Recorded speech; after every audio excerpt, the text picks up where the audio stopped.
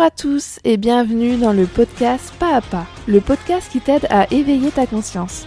Je suis Manon et ma mission c'est de t'aider à prendre soin de ton énergie, t'accompagner à aller là où ça te fait du bien, mais surtout, je dis bien surtout, à te faire kiffer ton voyage. Avant d'enregistrer ce nouvel épisode, j'étais en train de me dire que c'est super qu'on parle de sujets très intéressants et que j'espère que mes paroles vous aident et résonnent en vous. Mais que derrière, une fois que vous avez terminé d'écouter l'épisode, j'ai aussi envie que vous incarnez cette transformation que vous avez envie de devenir.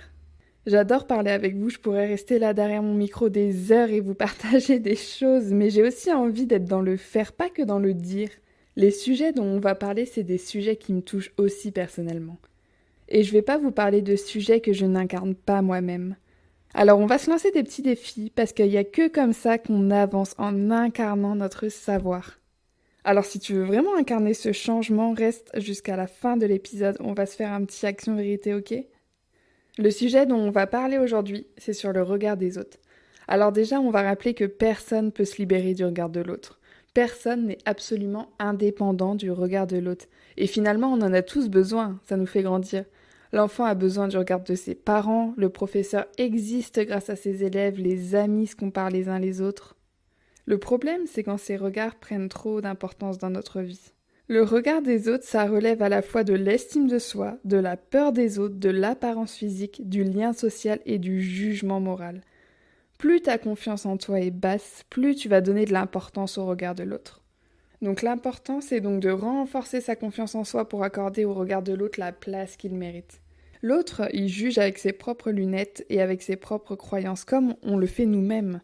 Il y a une citation que j'aime beaucoup, qui est « C'est entre ce que je pense, ce que je veux dire, ce que je crois dire, ce que je dis, ce que vous avez envie d'entendre, ce que vous entendez et ce que vous comprenez, il y a 10 possibilités qu'on ait des difficultés à communiquer. » Et c'est complètement ça. Depuis notre enfance, en fait, on est exposé au regard de l'autre. Je sais pas si toi aussi t'as déjà eu ce professeur qui disait les notes à haute voix à l'école. De la pire note à la meilleure note. On nous compare et on continue de le faire en grandissant. D'où vient notre peur de ne pas être assez. Je me souviens de quelque chose qui m'a beaucoup marqué quand j'étais au collège. Je subissais du harcèlement scolaire et un jour avant d'aller au sport, vous savez, on attendait en rangée dans la cour et un groupe de filles s'est mis à me regarder et à dire tout ce qu'il fallait changer sur moi pour que je sois belle, de la tête aux pieds. Et je pense que ce jour, ma confiance en moi, elle a baissé x10 et donc ma peur du regard de l'autre, elle a augmenté x1000. Et c'est là que tu te dis, ok, on m'aime pas pour ce que je suis, alors je vais être comme ci ou comme ça. Et à ce moment, tu réalises pas qu'il y a des gens qui t'aiment pour ce que tu es. Tu réalises pas que c'est ok d'avoir des failles et des défauts, que t'es déjà parfaite telle que tu es. Du coup, tu vas juste chercher à plaire. Alors comment lui accorder moins d'importance ? Je dirais que la première chose, c'est de se rendre compte que le regard que les autres portent sur nous, il est conditionné par le regard que nous nous portons sur nous-mêmes. Au final, souvent, la personne qui te juge le plus, en fait, c'est toi-même. Est-ce que tu dirais à ton ou à ta meilleure amie qu'il n'y arrivera jamais, qu'il sert à rien, qu'il ressemble à rien ? Moi, je pense pas. Alors pourquoi tu te permets de le dire à toi-même ? Si tu sais qui tu es, si tu es aligné avec qui tu es, le regard de l'autre t'importe forcément moins. Il n'y a pas si longtemps que ça, on m'a dit quelque chose sur moi, mais déjà rien que ça. Genre, qui est l'autre pour te définir ? En fait, pourquoi toi tu laisses l'autre te définir ? Enfin bref, j'ai mal pris cette chose. Et en fait, après réflexion, je me suis demandé pourquoi je le prenais mal. Qu'est-ce que ça vient de toucher en moi ? Qu'est-ce qui n'est pas résolu en moi pour que ces mots m'atteignent ? Et ça m'a fait beaucoup réfléchir. Si j'étais au clair avec cette chose, alors que l'autre me dise le contraire, ça n'a pas d'importance. Après, la deuxième chose, pour calmer sa peur du regard de l'autre, je dirais que c'est de s'y exposer. Un exemple, j'avais peur avant de commencer ce podcast. Parce que j'en avais jamais fait avant, j'avais peur de mal faire les choses, j'avais peur de ce que vont penser les autres. Et je me suis lancée parce qu'au final, qu'est-ce que j'ai à perdre ? J'ai tout à apprendre. Et même si ce n'est pas parfait, c'est ok. T'as peur de parler en public, de trembler, de bafouiller, de te tromper ? C'est ok, t'apprendras. Et la fois d'après, ça ira mieux. C'est en y allant que tu auras confiance. La troisième chose, c'est de se détacher des retours. Que ce soit des retours positifs ou négatifs. Et attention, je ne dis pas que les retours sont inutiles, je dis juste qu'à partir du moment où tu fais de ton mieux, les retours ne t'appartiennent plus. Oui, c'est génial d'avoir des retours positifs, mais d'un autre côté, plus tu nourris ton ego, plus ça vient nourrir quelque chose qui a besoin de ça pour continuer d'avancer. Et dès que tu reçois un avis négatif, tu le prends encore plus à cœur. C'est souvent pour ça que tu retiens plus le négatif que le positif.